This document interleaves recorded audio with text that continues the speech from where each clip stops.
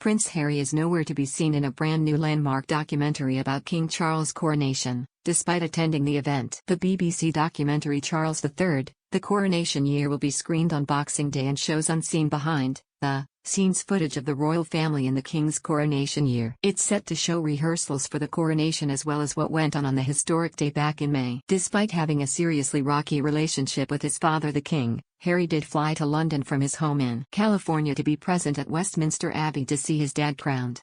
He sat in the congregation alongside some of his other relatives, but after the ceremony immediately flew back home to wife Meghan Markle and their children Prince Archie and Princess Lilibet. But despite his attendance, according to The Telegraph, Harry does not feature on screen. It comes as neither he nor Prince William took part in on-screen interviews for the documentary, although it is believed William's household wanted the focus to remain on his father in his coronation year.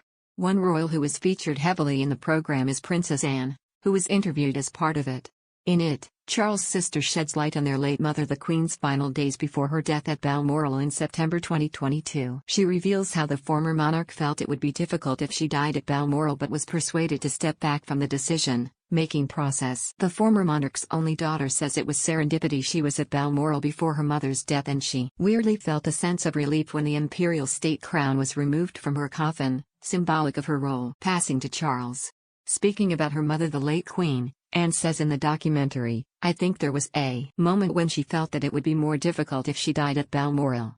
And I think we did try and persuade her that that shouldn't be part of the decision-making process."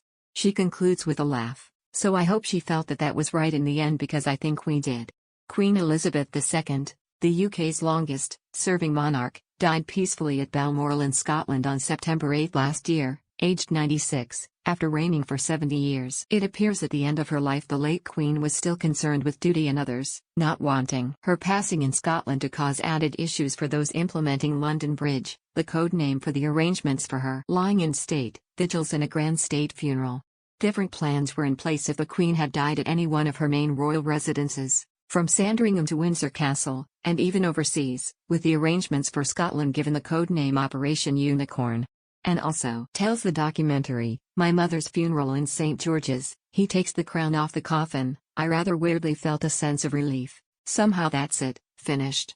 That responsibility being moved on."